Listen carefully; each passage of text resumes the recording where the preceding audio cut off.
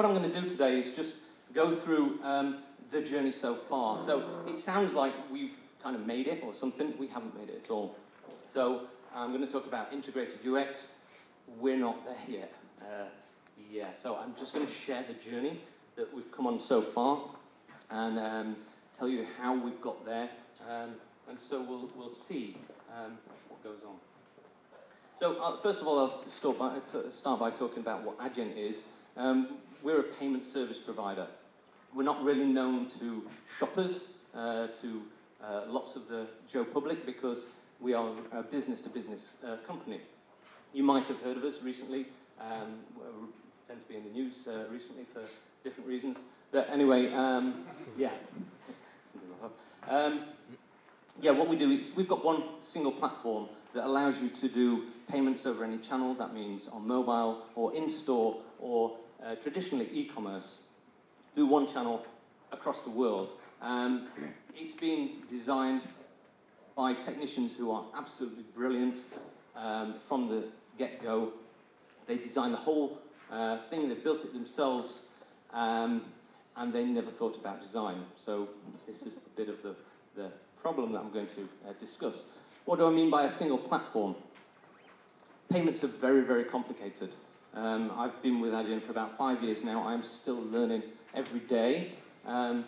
This gives you a little bit of an idea of the complexity of what's involved in processing payments. So getting your payment from a shop to the correct bank so that you can get the goods. And what Adyen do really is get the most of the pain points out of the way for the merchant, and they provide one platform. This is a sales slide, by the way. Just you know. And this is who we do it for. Lots of people you've probably heard of. Traditionally, we are, because we're a small team, or started with a small team. When I started there was 100 people. And what we want is big volume. So we go for the biggest players. So Netflix, Spotify, these sort of people are the people who work with our platform. And we've got now, a couple of years ago, people were saying we've got 8 out of the 10 biggest players in the world. So what we're looking to do now is go towards what we call mid-market, which means people who do less transactions, but not really small transactions, amount of transactions, still need quite high volume. How do we do that? How do we work in there? Well, a couple of years ago, we made this thing called the Aegean Formula. So I'm going to talk about how we get design in there, but I'm also going to talk about a few pain points along the way, why design had never been thought about at Adyen. It's a very, very complex thing. When you're wiring up these payments, it's like wiring up a plane, and you don't really care what it looks like when you're wiring the wires together. What you want people to do is be comfortable on the plane, but really, all the technicians had no time for that in the first few years. What we did do is come up with the Aegean Formula. So it's really, this is just a guideline for employees to say how we work, how we make it work at Adyen. It's very important that we're a flat company. Now, I'm not going to let you read all these because they're not all important. What's important are these ones. We launch fast and iterate. We heard Raquel talk about launching fast. This is, it's going on, so you'll see some more. Launch fast and iterate is built into everybody's DNA in Adyen. So, yeah, kind of remember that. And it doesn't really help when you're trying to do product design. We'll get to that in a minute. Don't hide behind email, instead we pick up the phone. This is very useful for me, very useful. We'll come to that in a minute. And the third one, out of the 7 or 8 that we've got, is we talk straight without being rude. Notice that without being rude, that's for all the Dutch people. Sorry.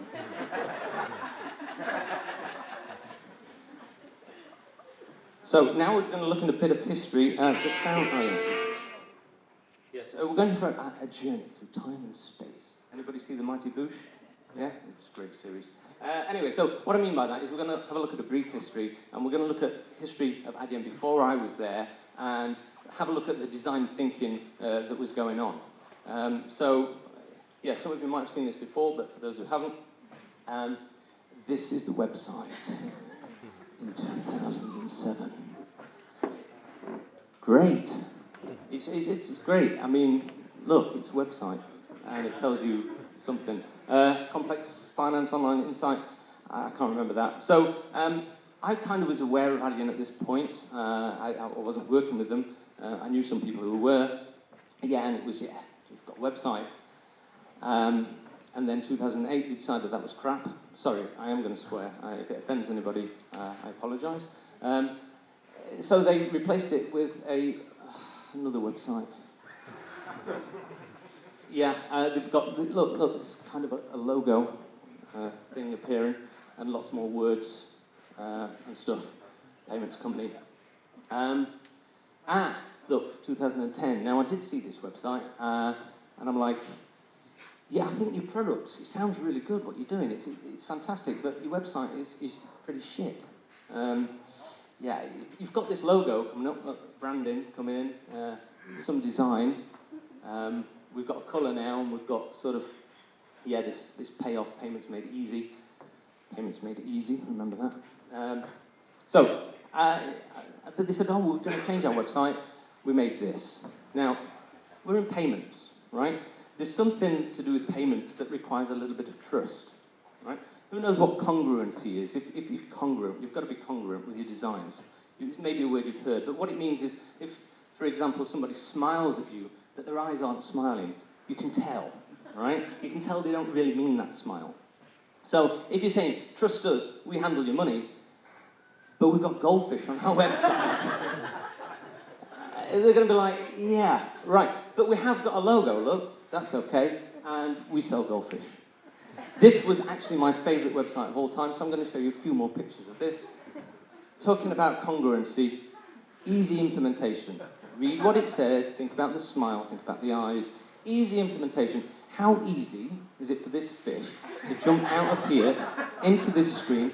You know, these things were not thought about. And my favourite one, what colour is Adyen, by the way? Anybody know? Green. Yeah, right. Which fish isn't allowed in? Not really thinking it through. Not really thinking it through.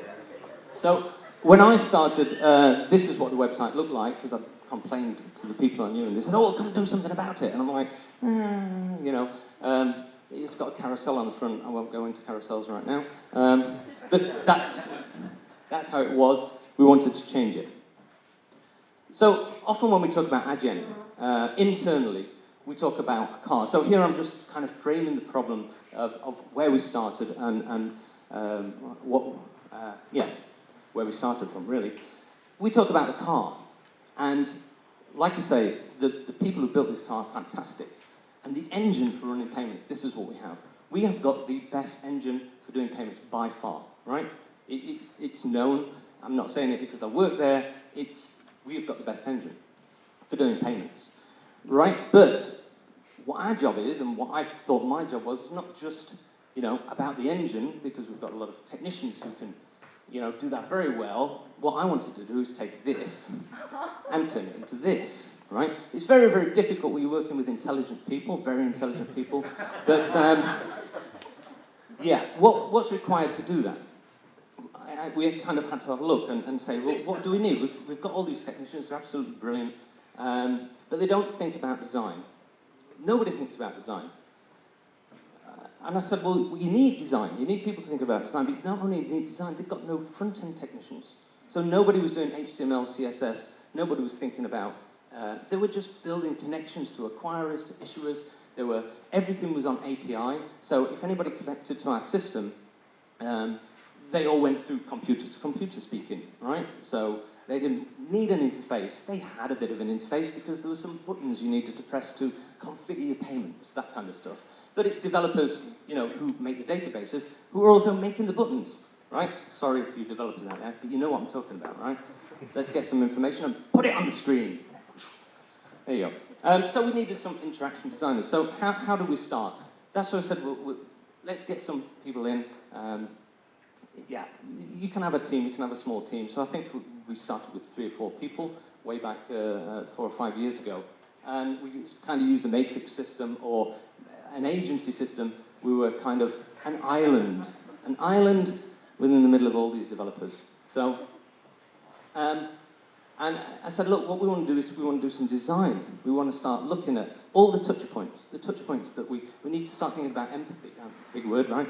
We need to start thinking about empathy for, you know, by this time, there's 100 or so developers, and there's 3 or 4 of us thinking about front end and interaction design and design. So it's like, start small. So we're this island there, and we said, we want to design. We want to do some design, you know. And they said, here's your laptop. And we're like, yeah, great. I need to put Adobe on it. This is all Ubuntu, you know. Because one thing we wanted to do is be with the developers, in the developers team. So design was part of development right from the go. It wasn't part of marketing or anything like that. I said, look, let's be part of development, because my history was bringing design through development in the stuff I'd done before. They gave us this, and I'm like, I tried to load Adobe on it, the Adobe suite, and they went, no, you need to use Inkscape and GIMP.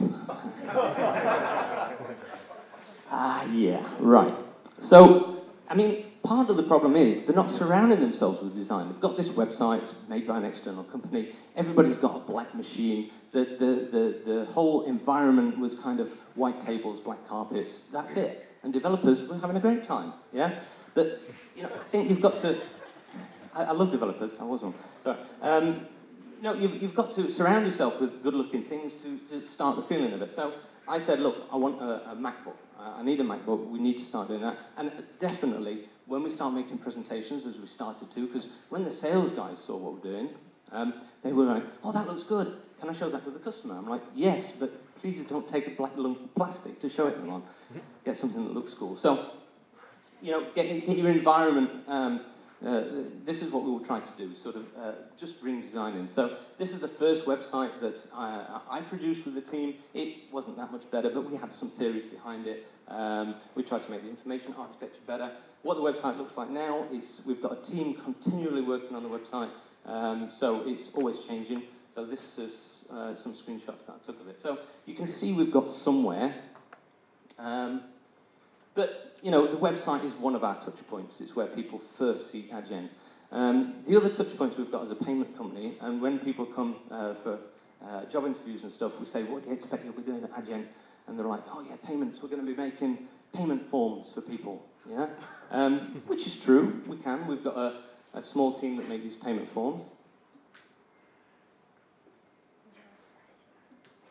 So we call these checkout pages.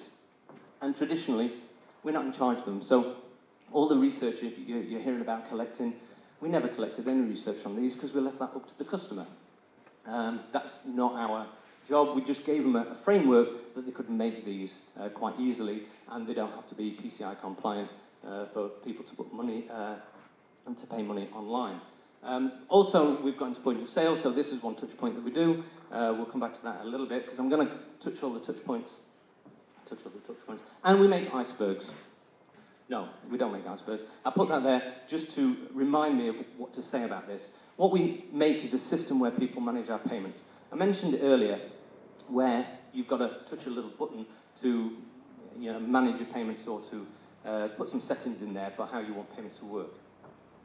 It turns out there were a lot of buttons when I got there, built into this thing. And as I started looking into this system, so let me explain. The iceberg represents the software that Adyen produces for managing payments. The tip of the iceberg, the bits that stuck out, which you all know, of course, is a tiny little bit on top. That's the bit that the customer sees, that we call the customer area. Underneath is what we call the back office. It's all one piece of software, but we only allow the customers to see the top bit, so they can manage their payments, whatever they need to manage. Risk, payment methods, all that kind of stuff. Underneath is where we manage our customers, and that's the software. So I saw a little bit of this when I started working there. The more I looked into it, the more I've seen that developers put more and more buttons on there. Buttons named underscore acquiring data underscore P537. Press that button if you dare. It doesn't mean anything. So yeah, these are the touch points that we have, and mainly, most of our work is on the iceberg. It's on the underneath of the iceberg and the top of the iceberg. Right? It's on our customer area and back office. These things we touch, you'll see. So this is the attitude that we had towards UX when I started, and part of the problem is how do we get from this, because the customers say, we need this, we need this, we need it now. Launch fast, iterate. Okay, build it, bang, it got built. That's it. So define build. how, when you've got this mindset, I mean, I'm assuming a lot of people know about UX here. This is kind of what we want to see, right? This is the UX process. How do we get this kind of process, or parts of it, into what we're doing? Especially when you see what you've got to deliver. You know, we don't actually deliver all these. We have done. We've done some things, but you know, of course, when the developers see this, they're like, shit, how long is that going to take? How are we going to launch fast when you've got to do all this? So we try to say, look, this is when you design a new product, and this is when you've got a product, and so you need a little bit of it. But you know, we're not there yet. We've got bits of it in there, and that's what I'll go on to explain. What we also want is some principles. So we want, and I want to say these over and over and over again to everybody, we want to be intuitive, consistent, and helpful. That's what we want to do with our software. So here we go. This is the Adyen back office of yesteryear. This is what it looked like. Very good. A lot of wasted space up here. It's got a logo, and it's got everything that you can do here, and it's got a thing that tells you you've done payments or not. But of course, nobody looked at it, and this was the story I was hearing. Nobody ever looks at this. They all use that API. Great. I didn't really like this, and I wanted to change it because I thought, you know, I'm sure people do use it. And this was the settings page for it. So how do I get across to the developers that this doesn't really work? So I start thinking about it, and I think, well, how can we tell the story? This doesn't work. Why not? Why doesn't it work? What logic can I use to a developer who's good with logic to explain why this doesn't work? So this is the story I told the developers. This is written, right? It's all writing. To read this, it does its job. It tells you what it does when you click on the button. But you need to do a lot of work. You need to do a lot of cognitive work. It's not intuitive. You have to read all the labels on there every time you want to use this page. Now this they understand. Average person comprehends words at 120 words per minute, right? The average. That's easily, you can deduce that by letting people read computers and seeing how much there. And what developers understand a little bit more is this. That's 8.16 bits of data per second. Yes, they like that. Yeah, they understand it. Great. But, you know, how fast is sight? So reading is a cognitive process. How much quicker is sight than this? Well, the speed of sight is 8.96 megabits per second. Now, that's massive. It's much, much more. And I read this and I thought, yeah, how do people know that? How do people know what the speed of sight is? So I thought, I can't just go in there and say, that's the speed of sight because I read it on the interwebs. They would never believe me, right? So I did some research, and apparently at the University of Philadelphia, what they did is they took the retina out of the back of a guinea pig's eye, right? Calfie for the Dutch. They took this retina out of the back of the guinea pig's eye, and in the back of the retina they've got these cells called the ganglion cells, and the ganglion cells are the cells responsible for picking up the light. When the photons hit them, they send a message down the optic nerve into the brain. So what they did is they took the retinas out, put them in a nutrient-rich soup to keep them functioning, shone light on them, and measured how much data was passing down the optic nerve, or pseudo-optic nerve, into the computer, and they measured that. And they measured it at something like 0.89 megabits per second, and then they worked out that a retina of a guinea pig was 10 times smaller than a human's, so this would be the speed of sight. Now, if you compare this in a graph, it's hardly comparable, so people see things a lot faster than they can read and do that cognitive process. And this is, you know, this is easily understandable, easily explained. But the moral of the story is who takes the retinas out of these poor little guys' eyes. This is empathy, right? This is empathy. Wanted to try and get some empathy built. So what we did is quite simply, we kind of, we reskinned it. We didn't change any functionality. We started with a reskin, where we took the information that was all at one, and we, you know, put the user settings up at the top, and the idea where you are. This was only the information, and we put icons on there. Now you might argue that, you know, people don't understand what the icons mean, but you only have to use it once or twice, and then you get it, and you're like, you don't have to look anymore. You know what it is. So this worked for a while. As I said, we're not there yet, so this is one way that I tried to introduce, making a better user interface for the back office.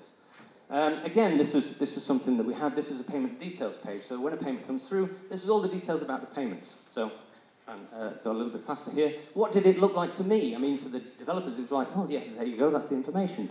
What I saw was this. Yeah. So yeah, you all know what this is, right? Where's Wally? So here's the information. All we wanted to do is just design it a little bit more so that you've got a space for everything. What you don't see here is that when the payment method changes, also the information changes place. Just, yeah. So you can't find anything. And, you've got these are all in bold, so these are most important. You've got colours everywhere. So what we tried to do is just, give everything a place and give you a clue of where to look for what you're looking for. Of course, when you first do this, everybody goes blind for a month, going, I can't see anything, there's no contrast, But after a couple of weeks, I'm like, yeah, it's working a lot better. We didn't have the chance to user test this, we user tested it, but we didn't collect any data on it because there was no method of collecting data. We can't plug our system into Google Analytics because we don't want to share any data with Google. We're a payments company. We're also PCI compliant. So at this stage, we haven't built in an internal system for collecting data. So this is kind of what it looks like now. We're in the middle of changing it. This is still pretty much the same. It's going to go through some rounds of changes as we're building the teams out, but we've changed the information architecture. So this is the back office as it stands at the moment.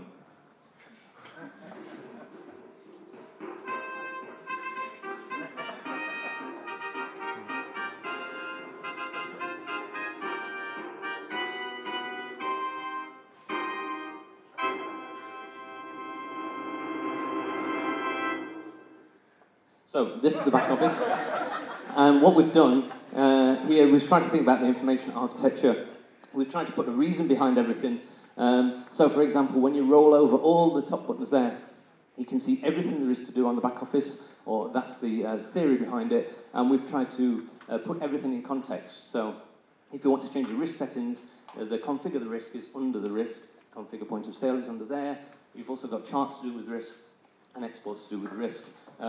So this is new, this is what it looks like, and in case you're worrying, there he is. So you've seen. I'm just going to briefly go over this. This is one of the touch points with the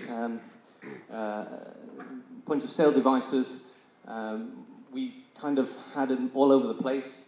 We wanted to get consistency in there, so we developed a system for how to design the point of sale devices. We're still doing that. We've got teams who are building the software for them, and we've now got product designers that are specifically only looking at this. Everybody's giving you a lot of useful information today, and you've probably seen things, and you've thought, oh, that's really useful. I'm afraid I've not got any of that for you, so I'll put this slide in, because I've got something for you to take away in case nothing else, right? We do flows for these things, so you've probably used these terminals before, right? Everybody's paid with a terminal. Who's paid abroad with a terminal and been offered to pay in euros in a non-euro country, right? So say you go to Switzerland skiing, right? And they say, do you want to pay in Swiss francs or do you want to pay in euros? That's called DCC. That's its term. It's full of acronyms in the payments world. It's DCC. It stands for Direct Currency Conversion. And it allows the merchant on the terminal to actually offer, they'll see where your card's from, and they say, hey, this guy's from Eurozone, let's let the guy pay in euros. Here's my takeaway. Always choose to pay in the local currency. There you go. Because they'll charge you extra for no reason. So there you go, that's the takeaway from today. Just thought while I'm here, So, we had the matrix way. We worked as an island. Any little things we saw on the back office, basically, and the back office is huge. Anything that we'd see, we'd go, oh, that looks shit, let's do something about it. So we'd do something in the team and people would start seeing. Like I say, the company was 100 or so when I joined. It's now 750. We have grown massively over the last 5 years. We have to manage that growth. One way we've managed it, and one way we're trying to squeeze design in there, we've now formed these streams. So the whole company is now, the development side of the company is split up into what we call work streams. You maybe heard it before, it's a common term. And what we're trying to do with the work streams is put everybody involved in one part of our product. So maybe it's the point of sale is a work stream. Maybe it's...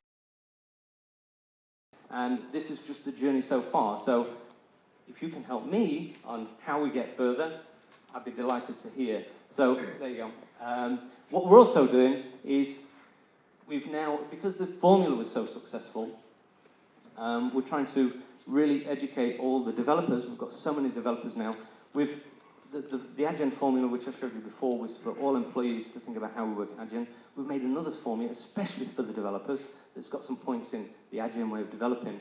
And I'm not going to show you all, but the things that we've managed to get in there and make people realize are these two that I'm really proud of, because we got them in there, and all the developers who chose what things were going to go in this way of developing, they chose to put these in there as well. So we think like the merchant, and we go meet them. Again, this is empathy. We want them to understand from the merchant's perspective. Don't just sit behind your computer and code what you're told to code. Go out there, talk to all the merchants. And also, we say the product's only finished when it has a face, and it's validated with a live customer. And again, that's just about getting people to have empathy. Empathy. There I shall finish. But be warned.